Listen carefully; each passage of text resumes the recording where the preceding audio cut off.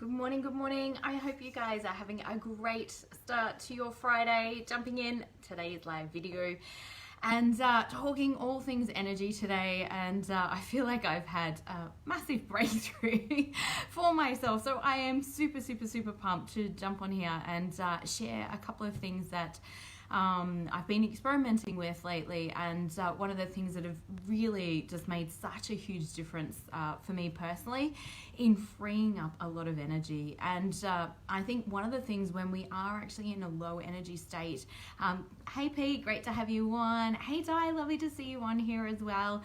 Good morning, good morning. And as always, please shoot through any questions. Today's video will be a little bit shorter than normal, or a lot shorter than normal, because I do have a call shortly as well. Hey Sandra, good morning to you. I hope you're having a great start to your day. So repressed energy. I want to talk repressed energy because this can show up in so many different ways, and it certainly contributes to feelings of burnout. It contributes to feelings of fatigue, exhaustion, feeling a sense of apathy about life, loss of confidence, loss of ability to be able to kind of get things done. You will often feel like you need to motivate yourself or really push yourself to get things done. And repressed energy or suppressed energy is basically, you know, we're taught this as a child as well. So it can be really tricky to actually, number one, even be aware of what's going on. Often we might think we just feel exhausted, or we feel really tired, or we feel really flat, and maybe we're not really sure what's actually kind of going on there.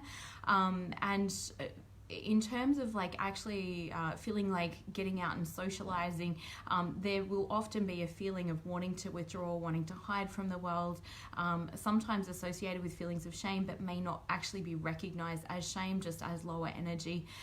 This can also be like feelings of grief as well, or feelings that we can't actually have or create what it is that we actually want. So it's like feelings of powerlessness. And if you've ever done the emotional guidance scale with me, you will know. Good morning, Marguerite. Lovely to have you on, darling. And yes, it definitely is frosty as well, Pete. We've definitely had a couple of frosts here. My daughter and I go out walking most mornings, and yeah, I think it's been around the 3 degree mark. So yeah, it has been quite chilly here. But diving back into obviously what I was talking about, anybody that's followed me for a little while, you know that I talk about the emotional guidance scale, and those lower energy emotions like depression, grief, fear, apathy, powerlessness, and even strong anger and things like that. Anger generally has a lot more energy in it, has a lot more movement in it.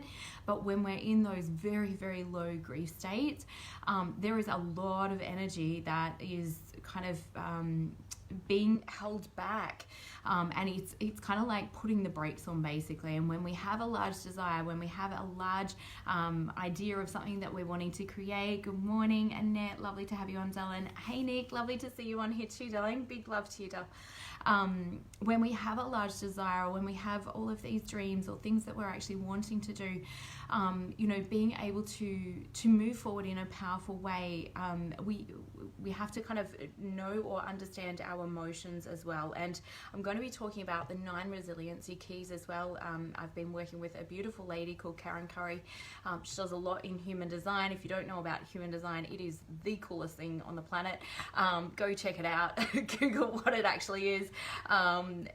Just the amount of awareness, I feel like I've grown like on steroids, not on steroids clearly, but the amount of growth that I've achieved through actually understanding my own personal human design, understanding these resiliency keys, as well as the repression of creative energy. And creative energy, sexual energy, life force energy, like guys, it's all the same thing. So like, let's not get confused with that, but it's basically like allowing the energy to flow within. And anytime that we are in a resistant state or in those lower energy emotions, or we feel that we can't go out and create our dreams or have those dreams come true for us, then it's kind of like having the accelerator on and having the brake on at the same time.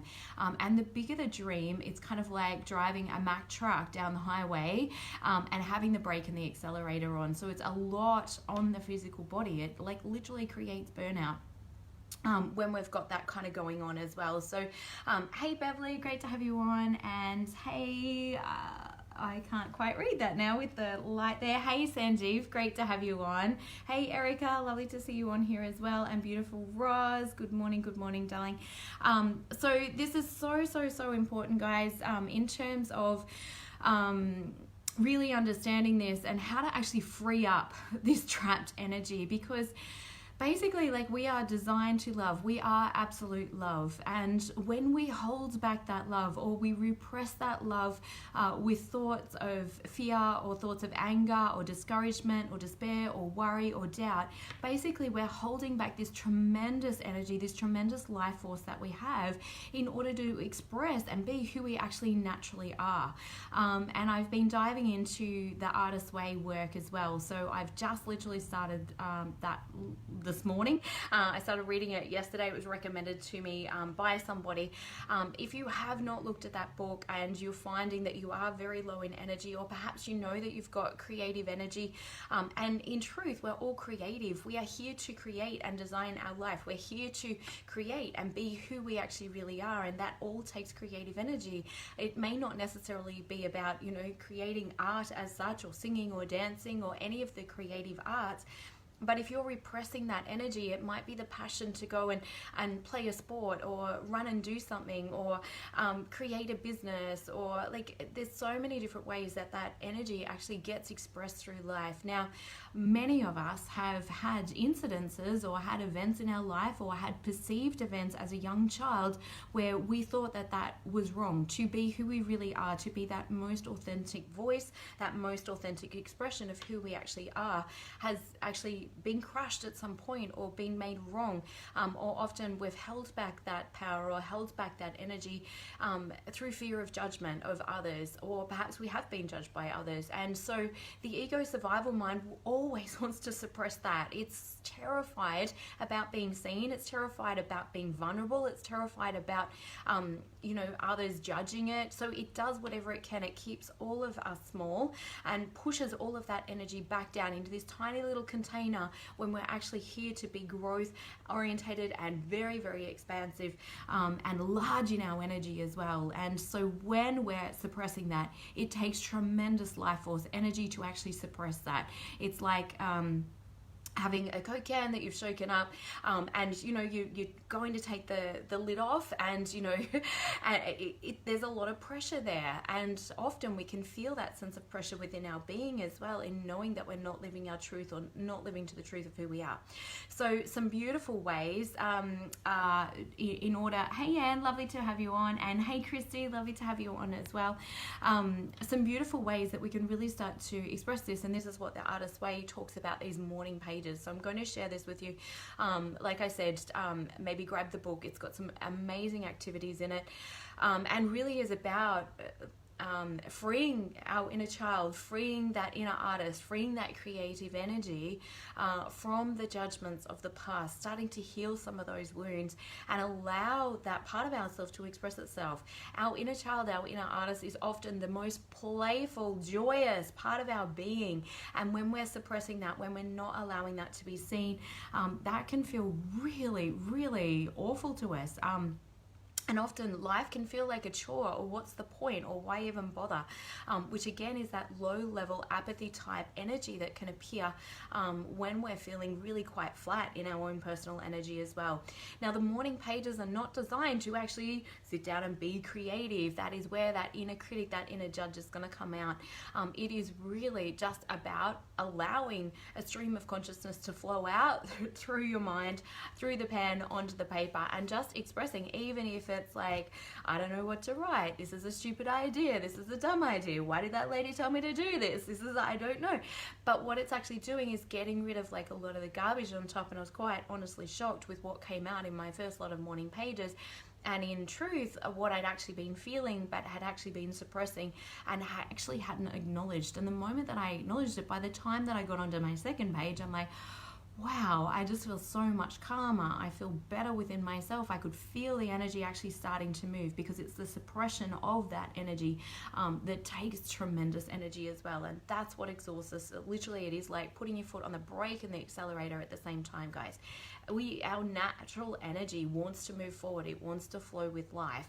And when we're feeling resistant, or we're making that wrong or bad in some way, shape, or form, I'm not allowing us to express our authentic truth in how we're actually really feeling. And there's a big thing, like around, oh, I have to be positive, or I can't write anything negative, like it's all of that stuff, like that clogs up the system. It's all those beliefs that clogs up the system. Now you're probably like laughing, going, oh, that sounds a bit hypocritical. Like, obviously, I'm all about moving forward in positive emotion, but you cannot, you can't move forward if you are resisting what is there.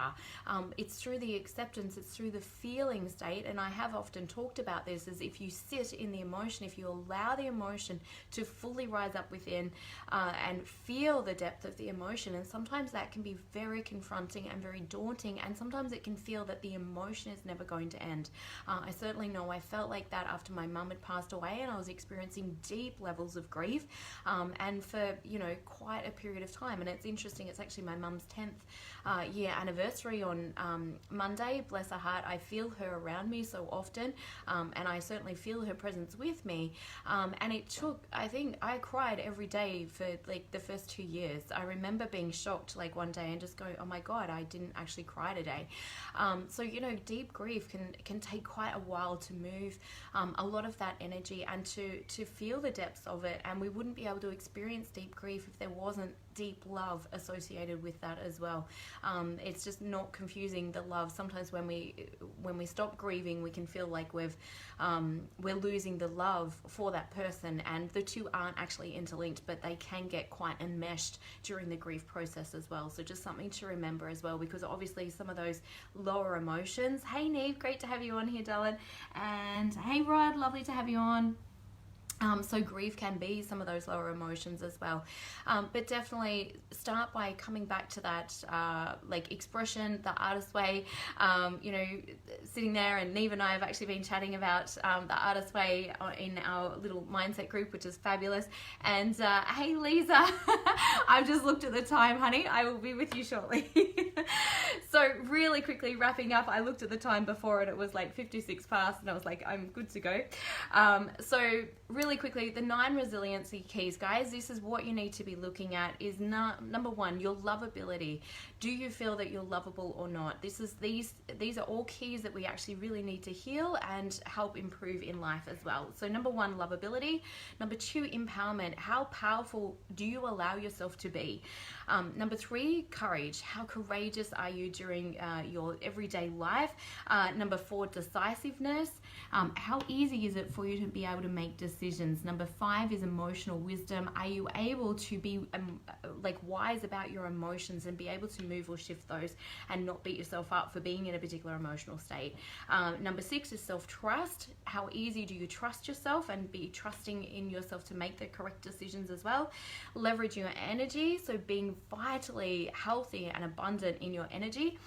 Authenticity. How easy is it for you to speak your truth and show up as you? And number 9 is self-worth. How precious and valuable do you feel? So these are the 9 resiliency keys that Karen Curry talks about. They are absolute gold, guys. Even just writing those down and being aware and starting to ask yourself, how would I rate myself, or where would I rate myself in those particular levels, in how well I feel like I can actually do those particular things too. So loads of love to you. I do have to run. Thank you for tuning in. Have an amazing day. And if you're wanting to find out more of that, or you feel like you've got your foot on the brake and the accelerator at the same time, guys, that is burnout in a heartbeat. Very difficult on the physical body, very exhausting. Please reach out to me, and we can have a chat and see if and how I might be able to help you. Have a fantastic day. Loads of love. Bye.